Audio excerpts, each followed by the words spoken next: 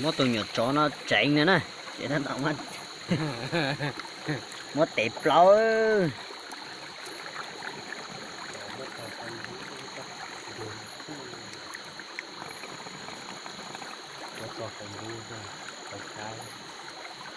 Còn mạnh phu nó ớt đi.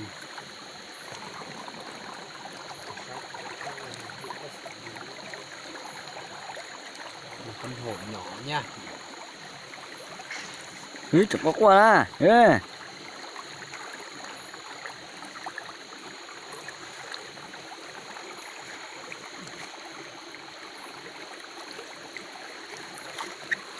Nhiều quá.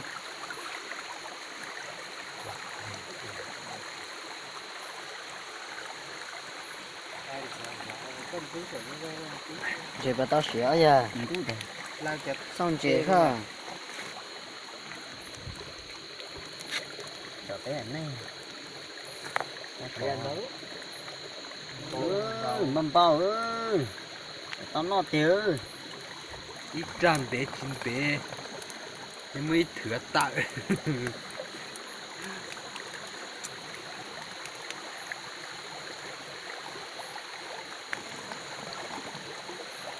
Xử là căn chế.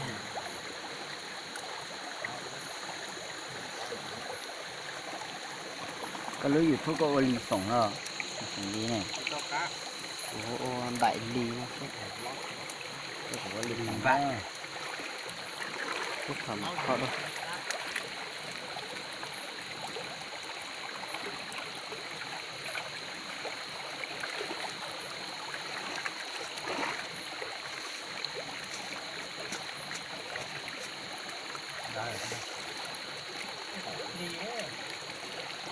Hả?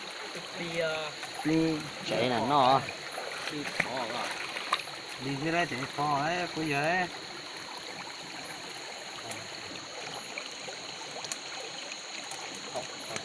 Màu tát vào mua nhiều quá thì một đi ra. Mình để qua. Có cái tao rồi thì đi ra thế. Ta hơi ra ta số. Cái kỳ mà còn chở số tụi nó này. Nó tụi nó mà. Có rất có chứ. Bà cháu lôi mong ngay.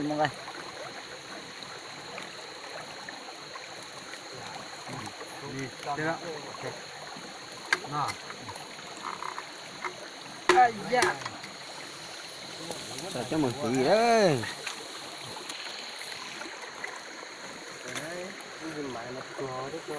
Đây cái chìa đó đấy. Sau cũng còn lên chúa y là mới cho khoảng non đóng khu của họ. Cá lô họ có chia sai nữa. Nó là lại hết.